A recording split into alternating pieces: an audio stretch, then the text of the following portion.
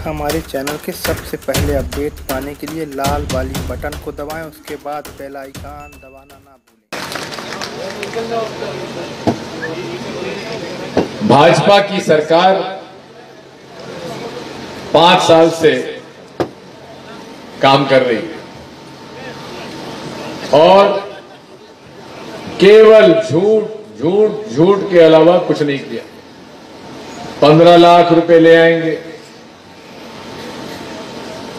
2 करोड़ लोगों को नौकरी दे देंगे, काला धन आ जाएगा, आतंकवाद समाप्त कर देंगे, हालात बदल देंगे, गुजरात मॉडल ऑफ डेवलपमेंट करेंगे। लेकिन एक भी बात सही नहीं निकली। भैया 15 लाख हम कवरेज नहीं करेंगे तो 15 लाख रुपए किसी के खाते में आए नहीं। काला धन, विदेशों का काला धन आने के बजाय हमारे यहां से धन चला गया बाहर।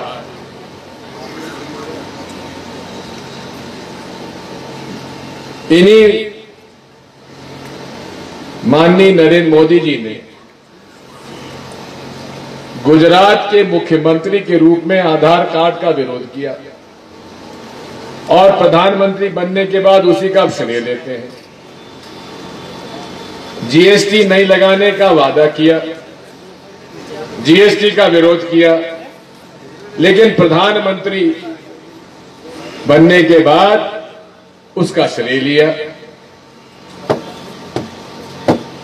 ऐसे तुगलकी निर्णय लिए जिसकी वजह से पूरे देश के गरीब और मजदूर परेशान हो गए।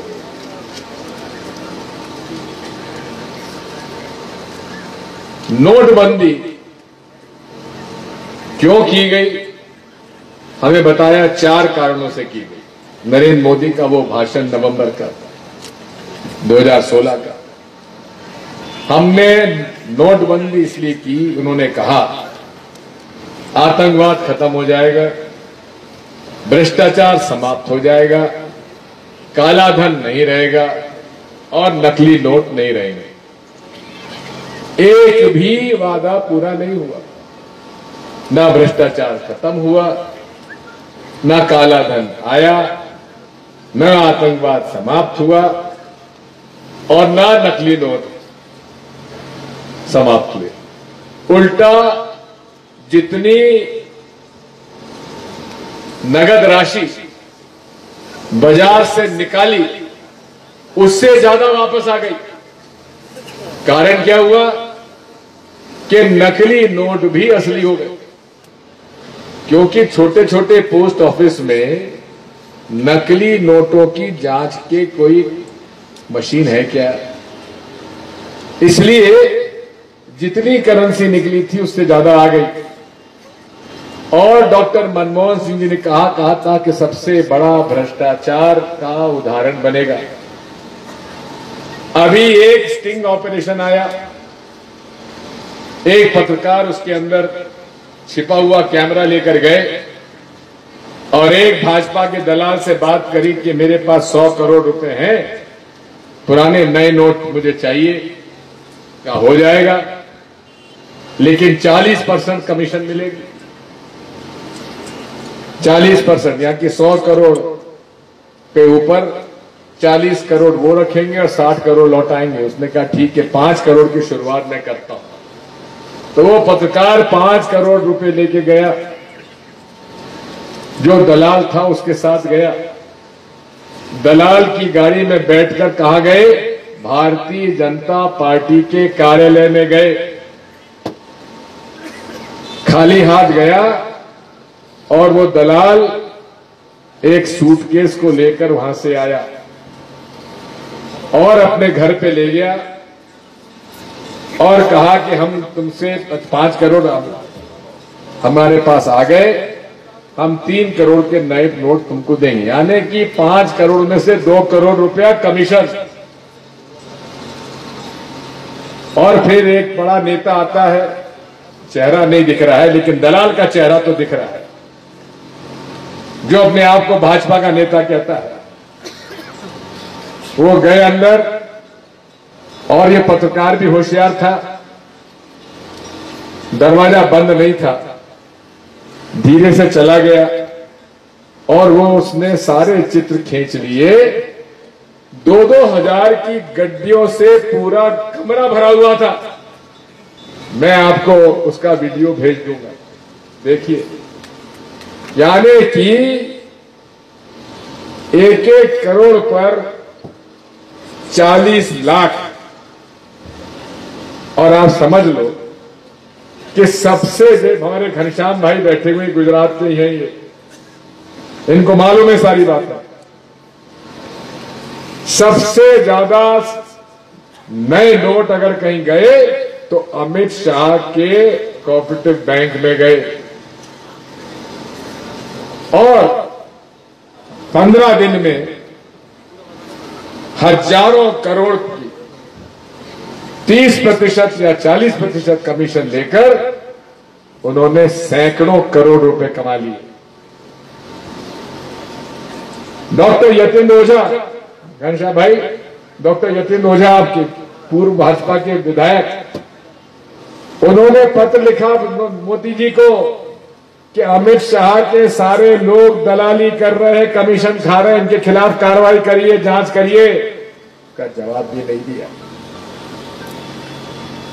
लगभग 5,000 करोड़ 15 दिन के अंदर नए नोट उन्होंने बांटे। उसका 30% बना, समझ लीजिए 1500 करोड़ रुपए 15 दिन में भारतीय जनता पार्टी के अमित शाह ने कमा लिए। और मैं आरोप लगा रहा हूं अमित शाह जी पे आरोप लगा रहा हूं कि आपने कमीशन खाई। हिम्मत हो तो मेरे खिलाफ कार्रवाई करो।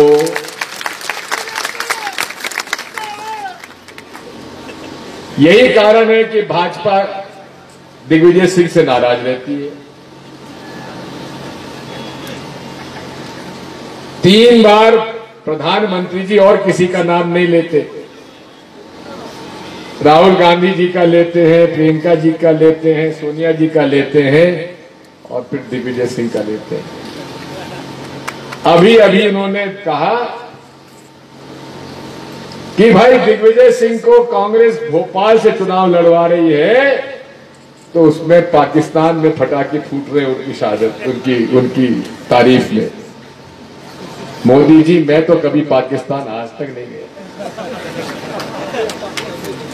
आपने ही पाकिस्तान के प्रधानमंत्री को अपने शपथ ग्रहण में बुलाया कि नहीं बुलाया, गले लगाया कि नहीं लगाया। बिना बताए पाकिस्तान के प्रधानमंत्री के भतीजी की शादी में आप पाकिस्तान गए कि नहीं गए। लोग कहते बिरयानी खाई कि नहीं खाई, मेरे पास कोई प्रमाण नहीं है। इधर आ जा शिव सिंह, इधर जा। जाते जाते तेरा कविता सुनवाएंगे कि जीजी की साड़ी कहां गई। तो ये नरेंद्र मोदी जी और पूरी पार्टी दिग्विजय सिंह को हराने के लिए भोपाल में डेरा डालेगी, क्योंकि सबसे बड़ा कांटा मध्य प्रदेश में दिग्विजय सिंह उनके लिए है। लेकिन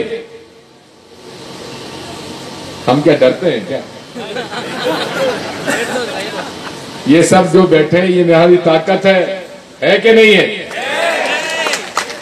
अब ये जितने भी यहां मौजूद हैं, सबसे मेरी प्रार्थना है कि राजगढ़ सीट तो जितानी है, लेकिन भोपाल भी जिताना है।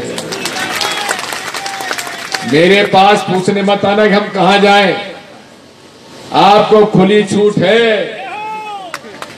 आपके नातेदार, रिश्तेदार, सगे संबंधी, मित्र जो भोपाल का मतदाता है, उसके घर में जाकर डेरा डालो और 12 मई के 10 दिन पहले वापस लौट आना, क्योंकि राजगढ़ भी अपने को जिताना है। अब राजगढ़ पार्लियामेंट सीट में मैंने आपसे पहले भी कहा था, सबसे खराब काम है टिकट बांटना। विधानसभा में भी टिकट बटे, दिग्विजय सिंह के पुतले जले, मुर्दाबाद हुई। अब एक बार फिर होगी मुर्दाबाद, फिर होगी और एक बार फिर पुतले जलेंगे। आप खुद तय क्यों नहीं कर देते? एक नाम तय कर दो। जितने यहां सब लोग बैठे हैं, सब लोग एक नाम दे दो। आज ही हम लोग घनश्याम भाई से कहेंगे अनाउंस कर दो। है कोई एक नाम? अरे मेरे अलावा आप देखो, ऐसा है, पहली बार राजगढ़ में 2-2 कैबिनेट मंत्री बने और छोटे साहब ने कहा है कि 2 हमारे घोड़े हैं, लेकिन छोटे साहब इनकी लगाम और हंटर आपके हाथ में है। अगर ये घोड़े गड़बड़ करे तो हंटर लगाइए दोनों को, और वो हंटर मुझ पे न लग जाकर इसका ख्याल रखिए, क्योंकि सबसे ज्यादा मैं किसी से डरता हूं तो छोटे साहब से डरता हूं, और किसी से भी नहीं डरता, मोदी से भी नहीं डरता। तो बात यही है कि ये परिवार है अपना। अभी हम चर्चा कर रहे थे कि ये गेहूं की खरीदी में बड़ी गड़बड़ कर रही है भारतीय जनता पार्टी। इनके अधिकारी कर्मचारी अभी भी उनकी मानसिकता गई नहीं है, और बदनाम करने की नियत से ये हमारी खरीद की व्यवस्था बिगाड़ना चाहते हैं। मेरा यह आरोप है। मैंने कल ही मुख्यमंत्री जी से अनुरोध किया है कि इसकी व्यवस्था ठीक ठाक करिए, क्योंकि ईश्वर की कृपा से अच्छी फसल आई है, किसान खुश है। कमलनाथ जी ने, हमारे मुख्यमंत्री जी ने कर्जा माफ का वादा भी पूरा किया, गौशालाएं भी खुलवा रहे हैं, पेंशन 300 रुपए की 600 रुपए कर दी, शादी ब्याह के लिए भी 51,000 कर दिया। ऐसी 83 घोषणाएं कर दी, उसकी सूची नारायण सिंह जी सबको बंटवाइए। बिजली के बिल आधे कर दिए, गरीबों को बिजली सस्ती कर दी, और हर तरह से कांग्रेस एक वचन हमारा जो है वो पूरा कराएंगे। हमारी, मेरी जिम्मेदारी, मेरी जवाबदारी है। कमलनाथ जी से मेरे कम से कम 40 साल के संबंध है। हमें एक वो ऐसा नेता मिला है जो कहता है सो करता है, और कहीं गड़बड़ी होती है तो दिग्विजय सिंह तो लिहाज कर जाता, लेकिन वो छोड़ेगा नहीं। कमलनाथ किसी को नहीं छोड़ेगा। समझ लेना चाहिए सरकारी कर्मचारी अधिकारियों को कि मुख्यमंत्री आज कमलनाथ जी हैं, वो ढुलमुल शिवराज दम पर नहीं है यहां।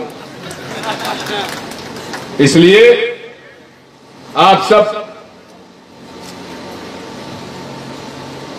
का गेहूं की फसल तुलेगी, पेमेंट 2,000 रुपया क्विंटल से होगा। ये जवाबदारी हमारी है।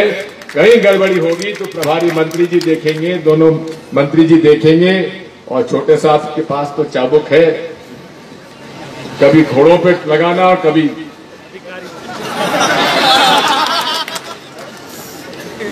इसलिए आप सबसे यही प्रार्थना है। आज हमारे बीच में डंडा वाले महाराज भी मौजूद हैं। आपके चरणों में नमन महाराज, जय हो आपकी पचोटे। डंडा वाले महाराज की जय। और हमारी साध्वी जैन भी हमारे पास है, साथ में खट बैठी हुई है, जिनका तेजस्वी भाषण आपने सुना।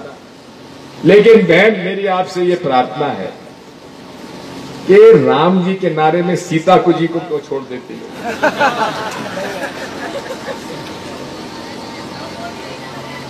ये जय श्री राम, भाई सीता जी को क्यों छोड़ देते हैं ये भाजपा के लोग और संघ के लोग?